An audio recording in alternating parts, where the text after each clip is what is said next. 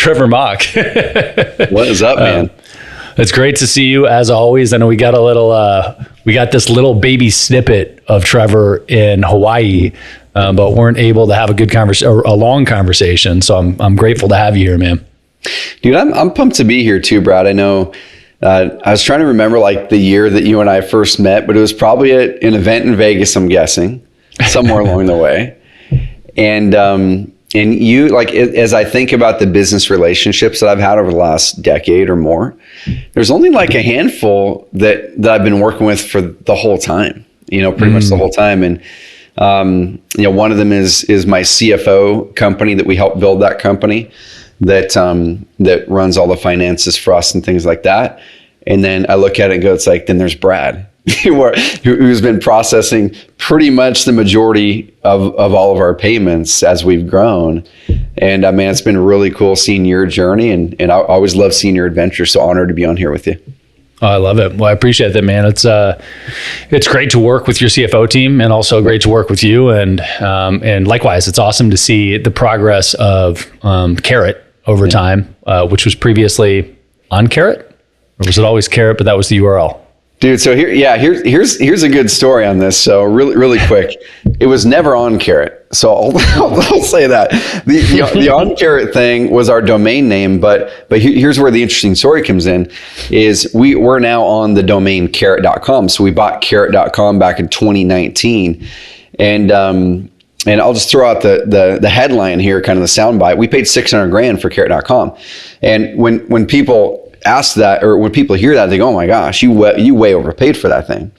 And it was a 4-year saga to get Carrot.com, and we finally got it. We lost it, we got it, we lost it, we got it, and we finally got it.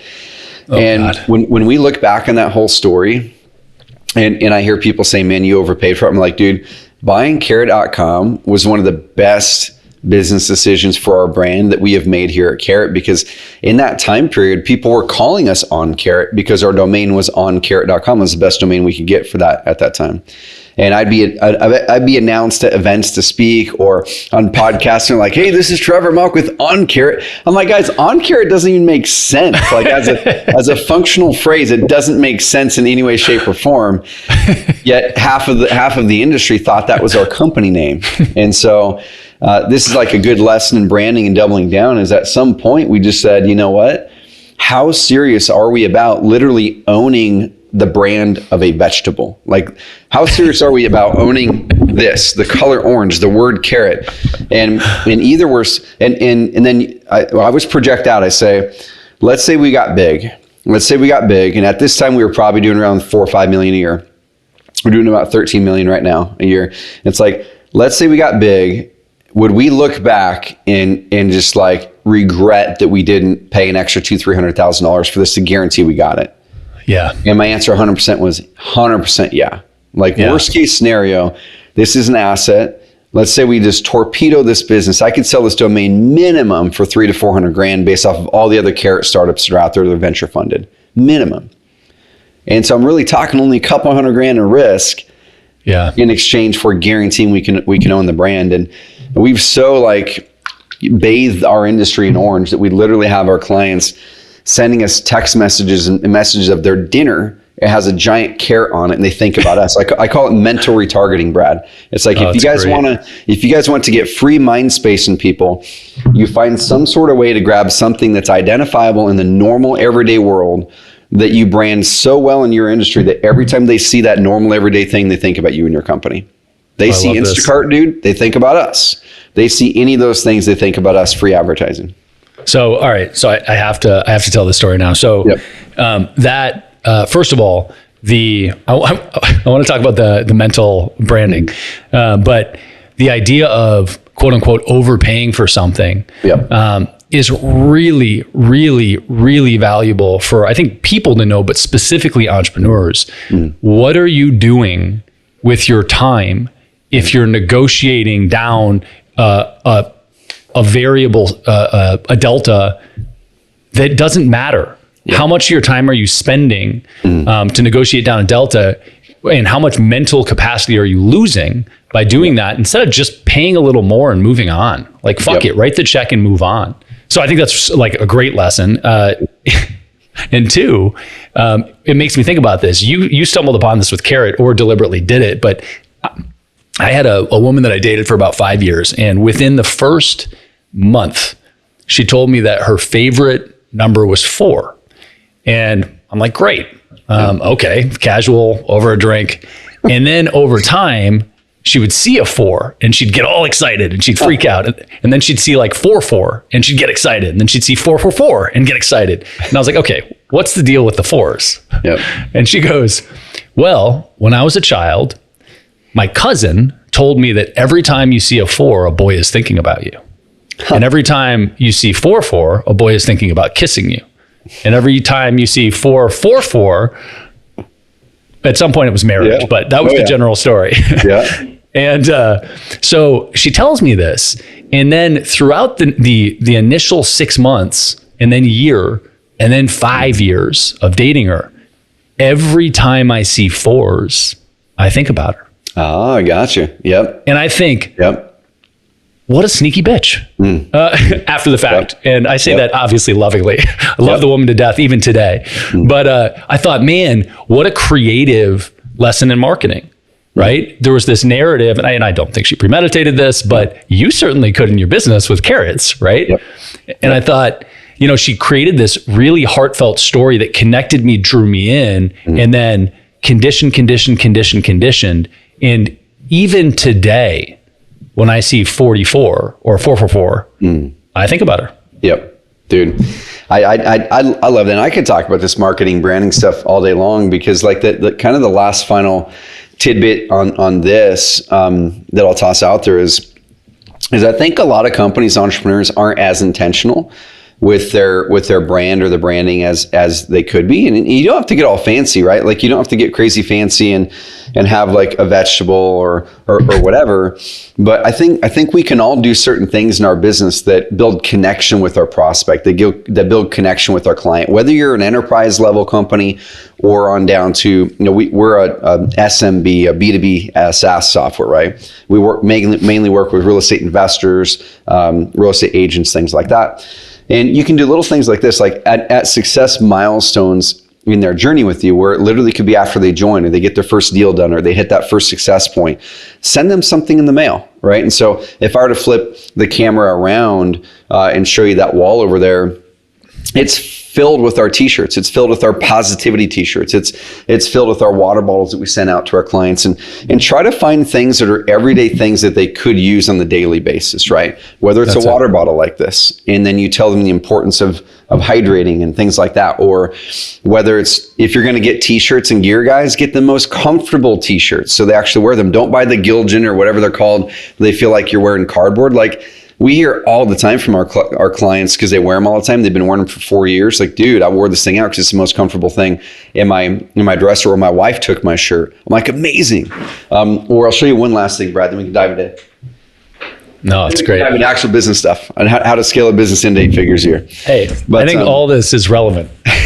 So this is the last thing here. We started doing this dumb stuff here where we're going, how do we, the second that you can start to engage your customers' family, okay, the second you can start to engage things that your customer cares about over and above their business or over and above the problem that you're trying to solve, the more deep you can take that relationship with them. And so we started to make carrot coloring books. So we literally went to like Fiverr.com. And before the holidays, we'd have Fiverr. We have these cartoon characters. We call them carrot buds. But we made a coloring book that literally every page in the coloring book is a story in a cartoonized way for a child around one of our company core values. And so like one of our company core values is be a beacon of positivity and possibility. So we have like super carrot there on a page doing something to encourage somebody and to lift them up during the day. And now you have that parent who can sit down with their kid with our branding that's not overt, and they can learn amazing values that happen to be ours. Or someone hits a milestone at Carrot and they get a super carrot. And who gets these super carrots? Well, they either put them up on their shelf. So when they're on podcasts, dude, you'll see carrots all the time in the background in this industry of our clients up on bookshelves. Or their kid has it, and it's their kid's favorite toy, and they take it to school with them, or their dog took it. So Think up ways where we don't have any like Carrot branded pens or pencils or things like that. Those are cool, but how do you do things that their kids would want, that their animals would want? How do you do things that their family would love to be involved in? And once you do that, dude, you're like baked into the psyche of that client and prospect.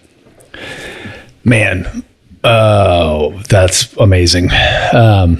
So that's amazing. I want to ask you a tactical question around that. Yep. I also want to give a good friend, John Rulin, a plug, because great long-term friend of mine, and we grew up in Cutco together. And I have to think acts of service is a love language of mine, but it manifests often through gift giving. But it's the thought process through it. It's the thoughtfulness of the gift that makes me feel connected to somebody. Yep. And so John and I have to think that some of my through line of gift giving has come from him over the years. I've known him forever. Mm-hmm. But the criteria through which I give gifts to individuals, and it could be business gifts, it could be people, are that I want them to be used often. Yep. I want them to be super high quality, and I want them to last forever. That's the trifecta. And if I can throw something in that has an immediate consumable as like an additional thing, great, because I know they're going to do it right away. Love it. But those three you hit on directly with lots of these things, right? You don't give somebody a t-shirt that is terrible to wear. It's got to be like the best thing ever. Like give them the highest quality name brand shit. That's what people want and what will make them remember you. But these are great. So my question for you is, certainly, that's not your headlining marketing campaign when you're doing $800,000 a year. Like, you know what I'm going to do? I'm going to make stuffed animals shaped like carrots and send them to our target market. Yeah. Right? Or is that what you did? I don't know. Dude, so we'll go back on that part of the journey. Then we can kind of, I'll dive into any rabbit trail you want to, man, on scaling an 8-figure a year business that's bootstrapped and profitable and we're passionate about. We're one of the top 10 in the state of Oregon awards through Portland Business Journal. They award the most philanthropic businesses in the state, and they have like the big businesses and the small. In the last 3 years, we've been top 10 most philanthropic businesses in the state of Oregon. We're profitable, fast growing companies. So we'll dive into how we've done that. But going back on this part of it, honestly, dude, like it's a lot. It wasn't a tactic. It was like we just want to have fun. Literally, I'm looking at our core values poster across the office from me. Every one of our employees has a core values poster in their office. Their home office, a part of their onboarding package is we give them a poster to put on the wall with the core values. We give them the swag, the certain books. We bathe them in our culture.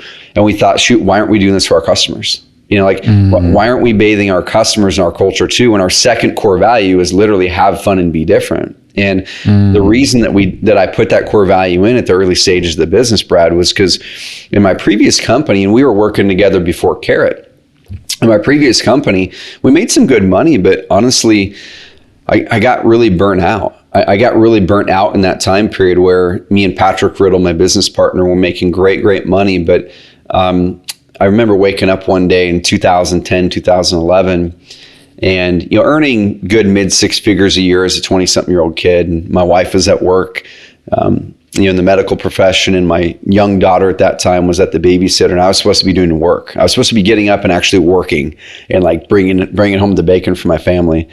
I remember laying there at 10 o'clock in the morning, looking at the ceiling in bed and going like, why don't I want to get up and do work today?